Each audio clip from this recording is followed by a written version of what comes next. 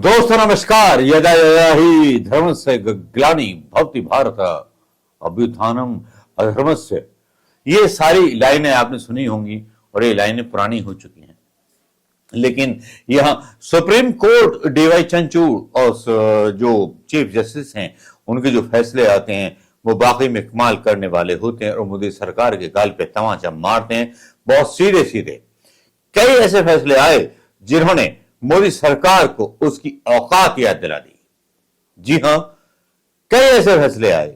आपको याद होगा कई मामलों में चुनाव आयोग को उन्होंने याद दिलाया उनकी ड्यूटी के बारे में। उन्होंने कई बार बोला अदानी के बारे में, उन्होंने कई बार बोला उन सारी चीजों के बारे में जिनके बारे में सोशल मीडिया पर सारी चीजें चलने लगती हैं। लेकिन एक बात तो तय है दोस्तों कि जो आज का फैसला है इलेक्टोरल बॉन्ड का, मैंने डाला था परसों, डाला था वीडियो, वो शायद चलने नहीं दिया गया होगा। भाई प्रधानमंत्री मोदी जी की माया और बीजेपी की माया और उसके मतलब जो है मंत्रालय की माया कोई समझ नहीं सकता। मैं तो बहुत पुराना शिकार हूं, मैं इतना पुराना शिकार हूं आजाद हिंद आवाज न्यूज जिसका नाम चुरा लिया जाता है शाहरुख खान के द्वारा जवान फिल्म में आजाद नाम रख के। वही मुद्दे डाले जाते हैं जो मुद्दे वायरल हुए थे आज से 3 साल पहले, चाहे पुलवामा के हों, चाहे किसानों के हों या किसी के हों। लेकिन आज का मुद्दा है डीवाई चंद्रचूड़ का। डीवाई चंद्रचूड़ जो चीफ जस्टिस ऑफ इंडिया हैं सुप्रीम कोर्ट की, जिन्होंने औकात याद दिला दी हजूर आला की और हजूर आला को बता दिया कि तुम्हारी औकात इतनी ही है, औकात में रही है साहब। लेकिन ये मामला क्या था? बात इलेक्टोरल बॉन्ड को लेकर के बहुत सारी चल निकली है। इलेक्टोरल बॉन्ड को लेकर के बात इस कदर चल निकली है कि यहां पर सुप्रीम कोर्ट के डीवाई चंद्रचूड़ को कड़ा फैसला लेना पड़ा और सवाल करने पड़े। जो खबरें देखते हैं वही बनाते हैं। यही मेरे यूट्यूब चैनल का एक बेस था। अब देखिए ना दोस्तों, इलेक्टोरल बॉन्ड मामले में सुप्रीम कोर्ट ने फैसला सुरक्षित रख लिया है। चुनाव आयोग से कहा कि सभी पार्टी को मिली फंडिंग का ब्यौरा दें। चुनाव आयोग पर टीकरा फोड़ दिया, चुनाव आयोग को कटघरे में खड़ा कर दिया सुप्रीम कोर्ट ने और इन जजों ने। तो क्या आप सोचते हो कि इंडिया सोया हुआ है? इंडिया की न्यायपालिका मर चुकी है। मुर्दा न्यायपालिका होगी तब होगी, लेकिन ये जिंदा न्यायपालिका सवाल पूछना चाहती है चुनाव आयोग से, उस चुनाव आयोग से जिस पर आरोप लगते रहते हैं ईवीएम के और दुनिया भर के। चलिए ये खबर पढ़ करके हम बता देते हैं आपको। सुप्रीम कोर्ट ने इलेक्टोरल बॉन्ड स्कीम मामले में गुरुवार यानी 2 नवंबर को आज फैसला सुरक्षित रख लिया। हालांकि सुनवाई की तारीख नहीं बताई गई। तीसरे दिन की सुनवाई में कोर्ट ने पार्टी को मिली फंडिंग का डेटा नहीं रखने पर चुनाव आयोग से नाराजगी जताई। है ना मोदी जी का फंडा, क्राइम है तो क्राइम करो। अदालत ने आयोग से कहा राजनीतिक दलों को 23 सितंबर तक इलेक्टोरल बॉन्ड के जरिए जितना पैसा मिला है उसकी जानकारी जल्द से जल्द दे।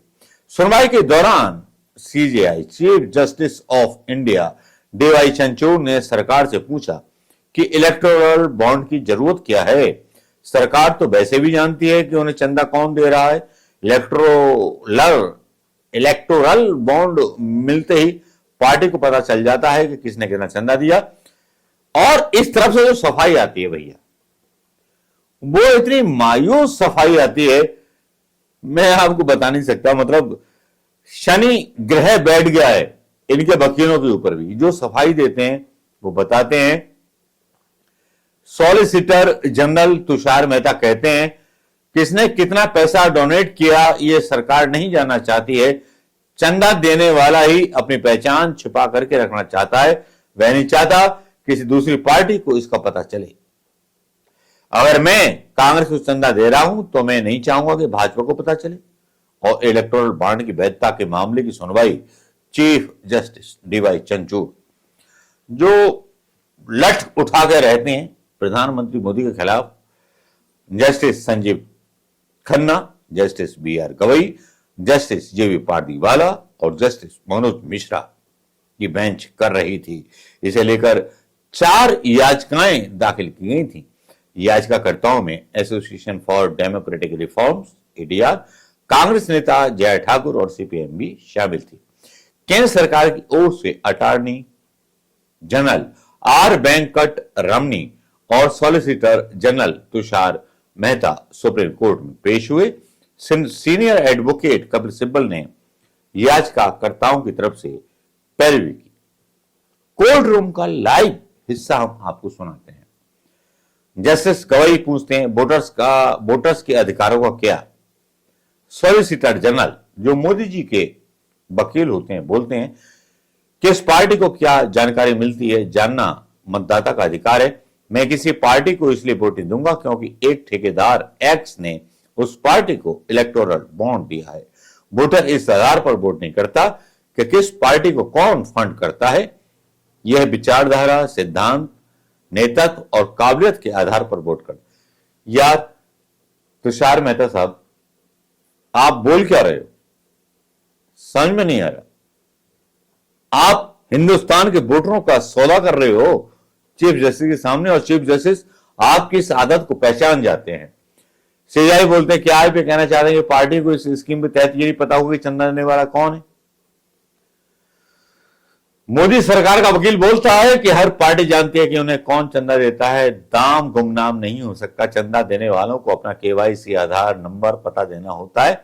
कोई भी सिर्फ बॉन्ड खरीदने बैंक में नहीं जा सकता। गोपनीयता दूसरी पार्टी को लिए है। और फिर बोलते हैं चंदा सिर्फ चुनाव के लिए नहीं होता, ये पार्टी चलाने के लिए है। कोई भी राजनीतिक पार्टी लोकसभा चुनाव, विधानसभा चुनाव, स्थानीय चुनाव लड़ती है, उसके लिए कैंपेन रैलियां करनी पड़ती हैं। आप इसमें लोगों को सैलरी देनी होती है। वाह वाह वाह, अपना ही राज खुद खोल दिया सॉलिसिटर जनरल ने कि बीजेपी कितना पैसा खर्च करती है। मैं इसी पॉइंट को फिर से रिपीट करना चाहूंगा दोस्तों कि सॉलिसिटर जनरल प्रधानमंत्री मोदी के ये बोलते हैं चंदा सिर्फ चुनाव के लिए नहीं होता, वह पार्टी चलाने के लिए है। कोई भी राजनीतिक पार्टी लोकसभा चुनाव, विधानसभा चुनाव, स्थानीय चुनाव लड़ती है, इसके लिए कैंपेन रैलियां करनी पड़ती हैं, ऑफिस में लोगों की सैलरी देनी होती है। तो भैया कांग्रेस का, समाजवादी पार्टी का और सारी पार्टियों का क्या। सॉलिसिटर जनरल फिर बोलते हैं कि हम गोपनीयता कैसे बना करके रख सकते हैं, इस पर पब्लिक डिबेट नहीं होनी चाहिए। जांच एजेंसी अगर ऑर्डर लेके आएंगे तो उन्हें ब्यौरा मिल जाएगा। आलतू फालतू की बात करते हैं, लेकिन इसी में राज खुल जाते हैं जब अटॉर्नी जनरल प्रधानमंत्री मोदी के ये बोलते हैं कि यहां सब कुछ खुल जाएगा। खबर तो आपने सुन ली होगी, CGI chief justice of India ने भी आज सारी चीज क्लियर कर दी। लेकिन यहां सुप्रीम कोर्ट के नाम से हैशटैग ट्विटर पर चल निकलता है, वहां बहुत सारी बातें चल निकलती हैं कुछ इस तरह की कि जिसमें सुप्रीम कोर्ट ने इलेक्शन कमीशन से मांगा पार्टियों की आमदनी का हिसाब, और उसके बाद इलेक्टोरल बॉन्ड की क्या जरूरत है। सरकार तो ऐसे भी जानती है कि उन्हें चंदा कौन दे रहा है। इलेक्टोरल बॉन्ड मिलते ही पार्टी को पता चल जाता है कि किसने कितना चंदा दिया। तो सीधी सी बात है, चीफ जस्टिस ऑफ इंडिया ने अदानी पर वार कर दिया है कि अदानी ने कितना चंदा बीजेपी को दिया। क्या भारतीय जनता पार्टी और मोदी की सरकार, ये मतलब मोदी की सरकार नहीं है, सीधे बात बोलते हैं ना।